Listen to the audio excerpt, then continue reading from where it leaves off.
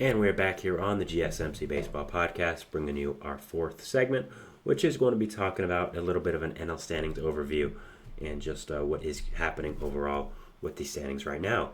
Obviously, I was out for a little bit, so I did just want to go over some stuff that I missed while I was out, which is just the standings, how they've changed, and just my overall thoughts on them. So yeah, we're going to go over the East first. We have the Phillies in first place, the Braves in second place, the Nationals in third place, the Mets in fourth place, and the Marlins in fifth place. Now, first of all, the Phillies in first place. Wow. I mean, they have been incredible so far. Their pitching has been elite. Their depth guys have really come in handy and really done a great job while Taijuan Walker was out, and have still done a great job there. Zach Wheeler, Aaron Nola, Ranger Suarez, three of the best pitchers in baseball at this point, I'd say. Suarez has been one of the biggest surprises of the year. Now, Suarez was always a great pitcher, but he's done a really, really incredible job this year and has become a Cy Young candidate. I mean, again, he's been a great pitcher before, but this good was definitely not. I mean, he has an ERA under 2. His peripherals are also pretty good, so it's showing that this isn't really a fluke. So, yeah, if I'm a Phillies fan right now, I'm feeling real good. You're one of the best teams in baseball, and yeah, first place of 6 games over the Braves. Obviously, the Braves just got worse today, losing one of the best players in baseball for the entire year. So, yeah, very, very exciting. Yes, they haven't had the hardest schedule, but again, as I said, you can only beat the teams you played, so I'm not going to give any flack to the Phillies here for beating bad opponents, because again, that's just simply who's been on their schedule. So, props to them for taking advantage of it, which is something some other teams should be able to do. So, yeah, good job for them. The Braves, again, we just did a whole segment on them. You want to do that? If you want to see that, go check out segment 1 if you're watching on YouTube. If you're watching live, I'll be posting that again later. But yeah, we just talked about the Braves really. So getting some negative news there, of course, with Acuna being out.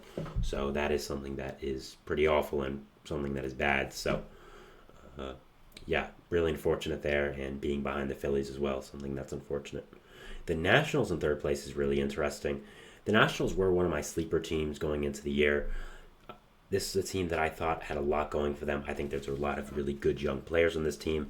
I think they could have surprised a lot of people. And they're 23 and 28, yes, so not a great record, but at the same time they're only 2.5 games out of the playoffs, because that's how the playoffs work nowadays. So, and I think this is a team that has a chance to get a lot better in the second half.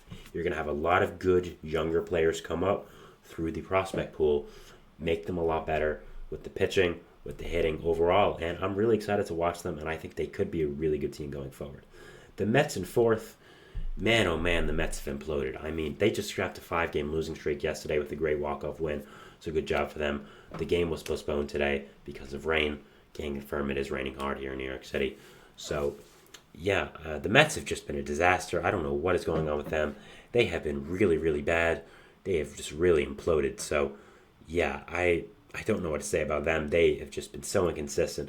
Really been the stars. I may do a full segment on the Mets in a few days, just if they continue doing this bad.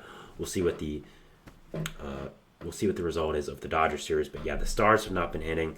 Lindor's been bad. Yeah, they've not looked great. The Marlins in last place. Yeah, they're horrible. Nothing really else to say about the Marlins here. They're really bad. They traded one of their better players in Luis Arias already, and it's May. Yeah, the Marlins are bad. Don't know what to tell you there.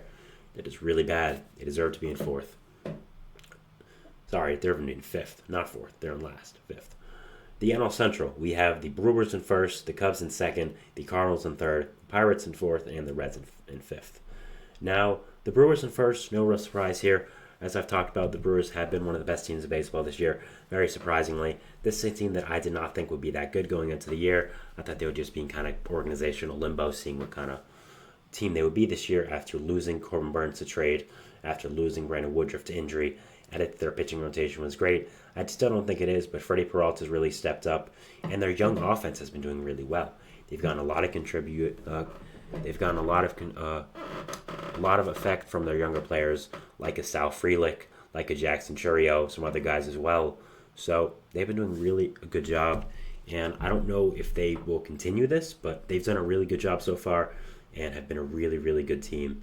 And yeah, have just been one of the big surprises of the year, and props to them. I didn't think much of them this year. but they've done a really good job, so congratulations.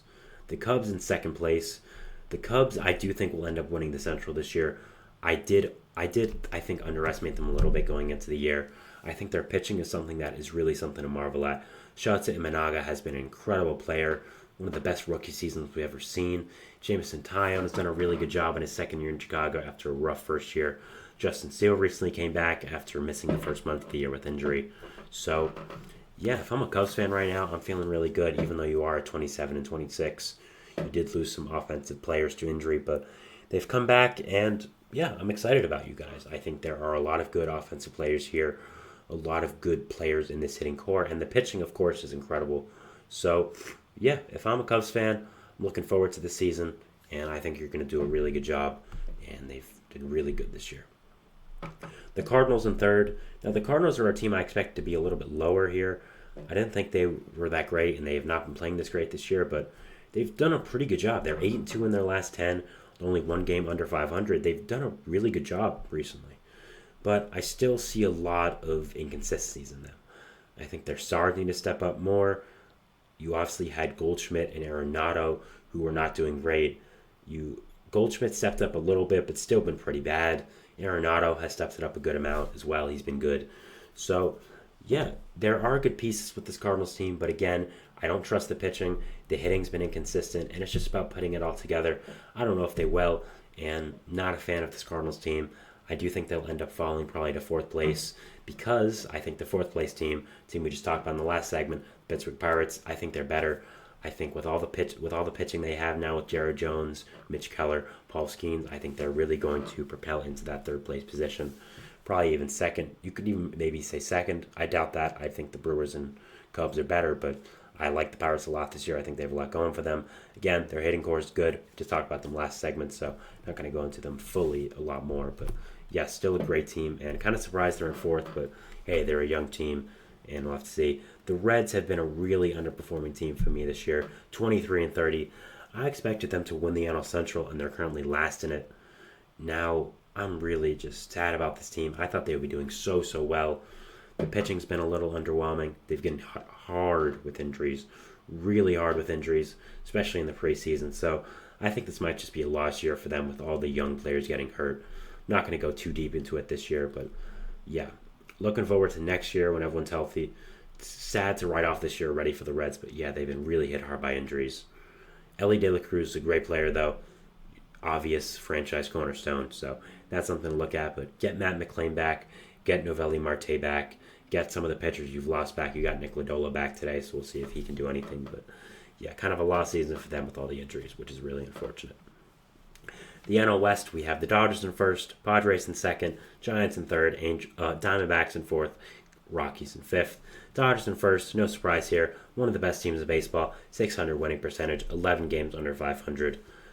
No surprise here. They're one of the best teams. We all know this. They're a dynasty. No real shocker here.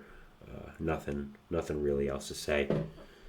Second, of course, you have the Padres, who have done much better, 6-4 in their last 10.